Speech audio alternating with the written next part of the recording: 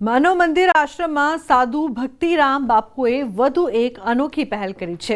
એક એવા નિઃશુલ્ક કુમાર છાત્રાલયનું લોકાર્પણ કરવામાં આવ્યું, જેમાં મંદિરના પૂજારીઓના બાળકોને અભ્યાસ કરાવવામાં આવશે। આ લોકાર્પણ કાર્યક્રમ દરમિયાન કથાકાર મોરારી બાપુ, સાંસદ રૂપાલા, રામ મોકરિયા, દિલીપ સંઘાણી સહિતના નેતાઓ અને સાધુ સંતો ઉપસ્થિત રહ્યા। આ ઉપરાંત આજે કન્યા છાત્રાલયનું ખાતમુહૂર્ત પણ કરવામાં આવ્યું હતું। આ કન્યા છાત્રાલય માટે સાધુ ભક્તિરામ બાપુએ પોતાનું કિંમતી રહેણાંક મકાન પણ સમર્પિત કર્યું છે।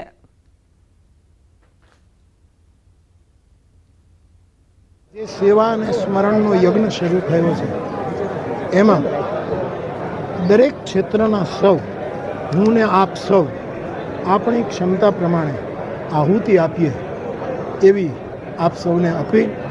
અને હું મારી ખૂબ જ પ્રસન્નતા વ્યક્ત કરું છું, કારણ કે હું બધી જ રીતે બાપુને ઓળખું છું। આ પરચો નથી, આ પરિચય છે। પરચામાં અને પરિચયમાં બહુ અંતર છે। એના કારણે એના બાળકો અભ્યાસથી વંચિત રહી જાય, તો મને ખાલી એવો વિચાર આવેલો કે આપણે મંદિરના પૂજારીઓ હોય એના બાળકોને ભણાવીએ। અને અમે આપણી પ્રાચીન પરંપરા છે કે આશ્રમોમાં બાળકો મફત ભણતા, કોઈ પ્રકારનો ચાર્જ લેવામાં નહોતો આવતો।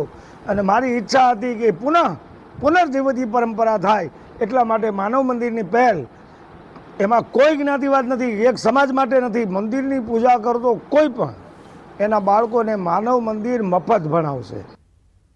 તો સુરતમાં ડિજિટલ અરેસ્ટની ઘટનામાં 3ની ધરપકડ કરવામાં આવી છે। ભાવનગરથી ઝડપાયા આરોપીઓ દિલ્હી પોલીસના નામે ઠગ ટોળકીએ ડિજિટલ અરેસ્ટ કર્યા। તો સિનિયર સિટીઝનને 2 દિવસ સુધી ડિજિટલ અરેસ્ટ કરી રાખીને રૂપિયા 16.65 લાખ પડાવી લીધા। રૂપિયા 2.50 કરોડના મની લોન્ડરિંગ કેસમાં ફરિયાદીનું નામ ખુલ્યું હોવાનું કહીને પોલીસ ફરિયાદ દાખલ કરવાના નામે ધમકી આપી રૂપિયા પડાવ્યા હતા।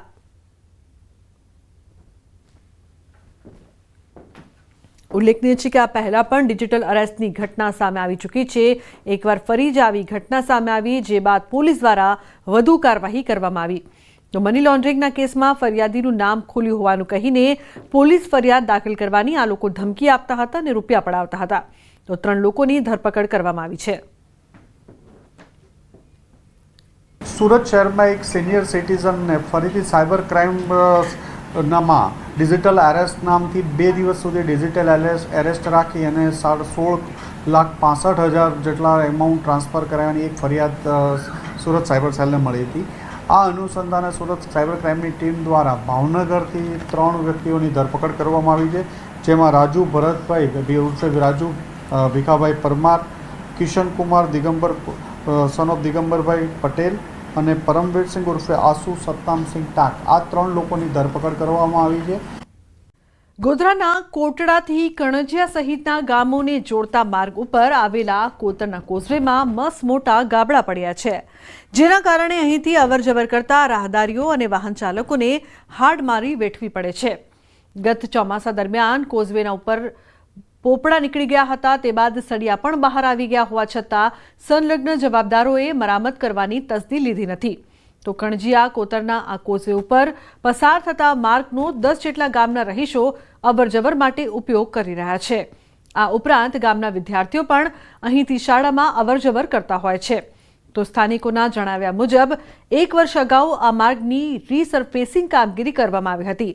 આ દરમિયાન હલકી ગુણવત્તાનું મટીરિયલ ઉપયોગ કર્યો હોવાથી સર્જિત પરિસ્થિતિનું નિર્માણ થયું છે।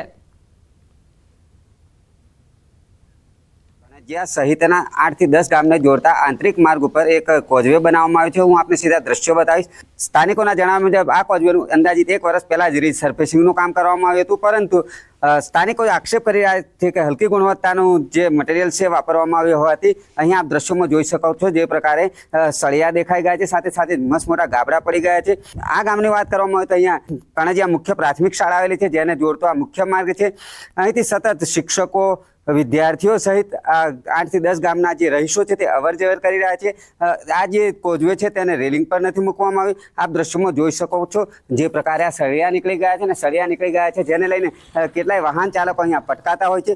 હાલ જે કોઝવે છે તેનો જે માર્ગ છે તે એક તરફનો થઈ ગયો છે, એક તરફ ગાબડા પડી ગયા હોવાથી એક જ બાજુથી તમામ જે રાહદારીઓ છે, વાહન ચાલકો છે તે પસાર થઈ રહ્યા છે। તો કોઝવેમાં ગાબડા પડતા સ્થાનિકો રોષે ભરાયા છે. ખરાબ રોડના કારણે વિદ્યાર્થીઓ પણ પરેશાન છે. શિક્ષકોનું કહેવું છે કે બાળકોને રસ્તો પસાર કરાવવો પડે એવી સ્થિતિ ઊભી થઈ છે.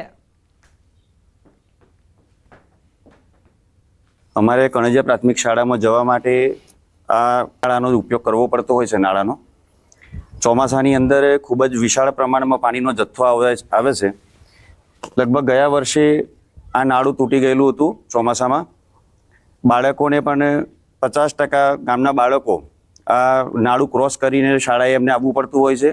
ઘણી વખતે અમારા શિક્ષકો અને વાલીઓ બંને જ્યારે ચોમાસામાં વરસાદ વધુ હોય ત્યારે બધાનો સહકાર લઈ બાળકોને નાળું ક્રોસ કરાવવું પડતું હોય છે, ઉતારવું પડતું હોય છે. તો હમણાં રિફ્રેશિંગનું કામ કરી હોય તો હલતી કક્ષાનું મટીરિયલ વાપરીને એક જ વર્ષમાં કોઝવે પોપડા અને સરિયા દેખાય છે તૂટી ગયેલ છે. તો નવીન કોઝવે બનાવવાના અમારી માંગ છે. અને સ્કૂલ પર જવામાં બહુ બાળકોને તકલીફ પડે છે. જૂના નાળા પર નાળું બનાવેલું છે એટલે તૂટી ગયું, ખાડા પડી ગયા છે. અને નાળું બનાવી આપો. બાળકોને પણ નથી ઉતરાતું, માણસોને નથી ઉતરાતું. બાળકો શાળામાં કઈ રીતે ભણવા જાય એટલે ઉતરાતું નથી ને સરિયા નીકળી ગયેલા છે. તો સરિયા દેખાય છે, વાગે છે પગમાં. તો ગોધરા તાલુકાના ગવાસી ગામે લોકશાહીનો અનોખો પ્રયાસ. ગ્રામજનોએ ચૂંટણી મતદાનની પ્રક્રિયા પૂર્વે જ સર્વસંમતિથી પ્રવીણભાઈ ગઢવીને સરપંચ તરીકે સમર્થન આપીને સમરસ ગામ બનાવ્યું છે. ગામમાં બારિયા અને ગઢવી ચારણ સમાજની નોંધપાત્ર વસ્તી છે. પ્રવીણભાઈએ અગાઉ ગામના હિતમાં કરેલા કાર્યોને ધ્યાને લઈને ગામ લોકોએ એકતાના સંકેત આપ્યા છે. તેમણે ગ્રામજનના વિશ્વાસને યોગ્ય રીતે નિભાવવાનો આશાવાદ વ્યક્ત કર્યો છે.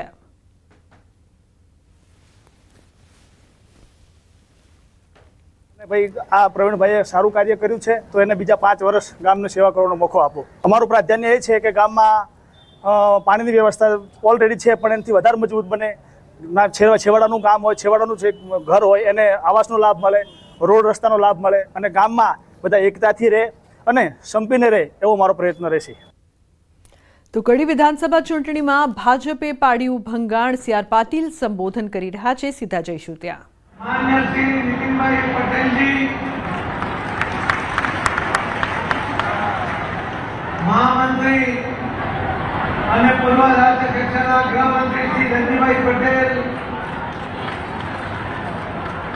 રાજ્ય સરકારમાં રાજ્ય કક્ષાના મંત્રી અને આ સીટના પ્રભારી શ્રી જગદીશભાઈ વિશ્વકર્મા,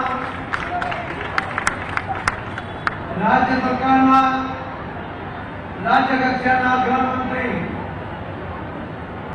ભાઈ શ્રી હર્ષભાઈ સંઘવી, રાજ્ય સરકારના રાજ્ય કક્ષાના મંત્રી શ્રી મુકેશભાઈ પટેલ,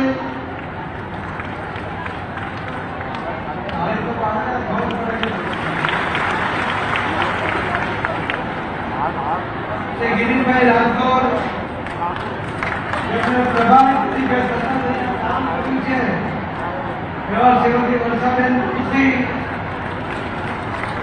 શ્રી સુરેશભાઈ પટેલ, દશરથજી ઠાકોર, સુધાબેન પટેલ, રાજ્યસભાના સાંસદ શ્રી મહેન્દ્ર નાયક, લોકસભામાં અમારા સાથી સાંસદ શ્રી હરિભાઈ પટેલ, શ્રી મુકેશભાઈ પટેલ, સુધાજી ઠાકોર, સરદારભાઈ ચૌધરી, કે પટેલ, શ્રી ચાવડાજી અને આ સીટના ઉમેદવાર શ્રી રાજેન્દ્રભાઈ ચાવડા. દ્વારકા જિલ્લામાં કુલ 146 ગામોમાં ગ્રામ પંચાયત ચૂંટણી યોજાવાની છે. આજે ઉમેદવારી પત્ર ભરવાનો છેલ્લો દિવસ હોવાથી તાલુકા પંચાયત અને મામલતદાર કચેરીએ ભારે ભીડ જોવા મળી. ઉમેદવારો અને તેમના સમર્થકો મોટી સંખ્યામાં ઉમટી પડ્યા. ખંભાળિયા તાલુકાના 40, ભાણવડના 35, દ્વારકાના 25 અને કલ્યાણપુર તાલુકાના 46 ગામોમાં ચૂંટણી યોજાશે. તો બીજી તરફ રાજકોટ જિલ્લાના ધોરાજી તાલુકાની ફરેણી ગ્રામ પંચાયત સમરસ બની. ધોરાજી તાલુકા પંચાયત ખાતે આજે ફરેણી ગ્રામ પંચાયતના આગેવાનો ઉપસ્થિત રહી સર્વાનુમતે ગામને સમરસ બનાવ્યું. ફરણી ગ્રામ પંચાયતના સરપંચ પદે સર્વાનુમતે ઈલાબેન શેખવાનીની નિમણૂક કરવામાં આવી. તાલુકા પંચાયત ખાતે ગ્રામજનોએ ગામને સમરસ બનાવ્યું તો ફરણી ગામ સમરસ થતાં ગામમાં ખુશીનો માહોલ જોવા મળ્યો છે. અન્ય સમાચાર અરવલ્લીથી સરપંચનું ફોર્મ ન સ્વીકારાતા ધરણા. ભિલોડા તાલુકા પંચાયત ખાતે ગ્રામ લોકોના ધરણા. સરપંચ પદનું ફોર્મ નહીં સ્વીકારતા ધરણા પર બેઠા. ગ્રામજનો સમય પૂરો થયો છે કહીને ફોર્મ ન સ્વીકાર્યું તેવું કહી રહ્યા છે. 12:30 વાગ્યાના તાલુકા પંચાયતમાં હાજર છતાં ફોર્મ ન ભરાતા આક્રોશ. સુનોક ગામના 50થી વધુ લોકો ધરણા પર બેઠા છે. લોકશાહીનો હક છીનવતા ગ્રામજનોમાં આક્રોશ છે. સરપંચ પદનું ફોર્મ સ્વીકારવા કરી છે ઉગ્ર માંગણી.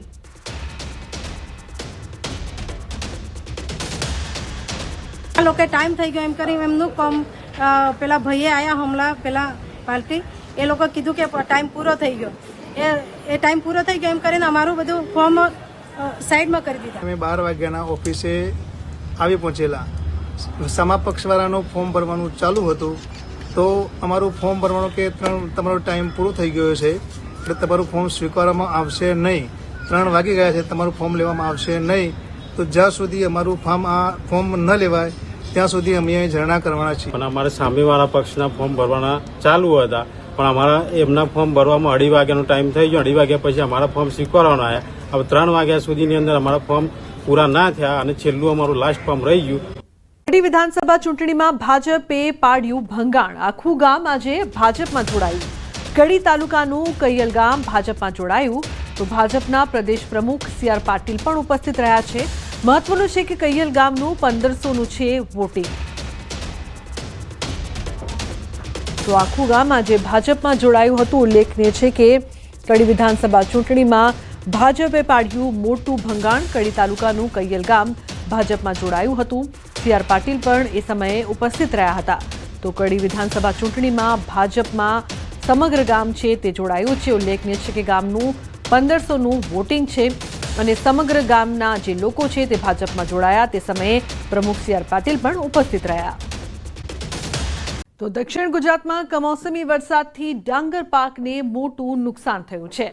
સહકારી મંડળીઓમાં ડાંગરનો ભાવ ટેકાના ભાવ કરતાં પણ ઓછો મળતા ખેડૂતો હેરાન છે. ખેડૂતોના નેતા જયેશ પટેલે મુખ્યમંત્રી ભૂપેન્દ્ર પટેલને પત્ર લખી સહકારી મંડળીમાં આવેલા ડાંગર માટે 100 કિલો દીઠ 500 બોનસ આપવાની માંગ કરી છે. હાલમાં વેપારીઓ 380 થી 400ના દરે ખરીદી કરી રહ્યા છે, જે ટેકાના ભાવથી ઘણું ઓછું છે. અને એના અનુસંધાનમાં માનનીય મુખ્યમંત્રીશ્રીને મેં પત્ર લખીને ખાસ કરીને જાણ કરી છે કે જે સહકારી મંડળીઓમાં ડાંગર આવ્યું છે એના માટે મુખ્યમંત્રી જે સન્માન નિધિ છે એમાંથી સવિશેષ ક્વિન્ટલે 500 રૂપિયા જેટલી રાહત જાહેર કરવામાં આવે, પેકેજ જાહેર કરવામાં આવે અને એને કારણે ખેડૂત મજબૂત બની શકે એમ છે. તો છોટાઉદેપુરના મબલક પ્રમાણમાં તલનું ઉત્પાદન છતાં તલના ભાવમાં ભારે ઘટાડો નોંધાયો છે. ગત વર્ષ કરતાં આ વર્ષે તલના ભાવમાં મોટો ઘટાડો નોંધાયો છે. તલના ઓછા ભાવથી ખેડૂતોમાં નારાજગી જોવા મળી રહી છે. કમોસમી વરસાદ અને હવે ભાવ ઘટાડાના કારણે ખેડૂતોને મુશ્કેલી વધી છે. આ વર્ષે ખેડૂતો મજૂરી, બિયારણ, પાણી અને લોનના ખર્ચ પણ ઉઘરાવી શક્યા નથી. ખેડૂતોનું કહેવું છે કે આ સ્થિતિમાં તેઓ દેવાદાર બન્યા છે અને બાળકોના ભવિષ્યની તૈયારી જોખમમાં મુકાઈ છે. ગઈ સાલની વાત કરું છું. ગઈ સાલ તલના ભાવ હતા 2800 રૂપિયા મણ. આ વખત તલના ભાવ છે 1750 રૂપિયા. તે ગઈ વખત કરતાં લગભગ 950ની આજુબાજુ તલમાં મણે 20 કિલોએ ફરક પડે છે. તલ કપાઈ ગયા. તલ કપાઈ પછી 2-3 માવઠા થયા.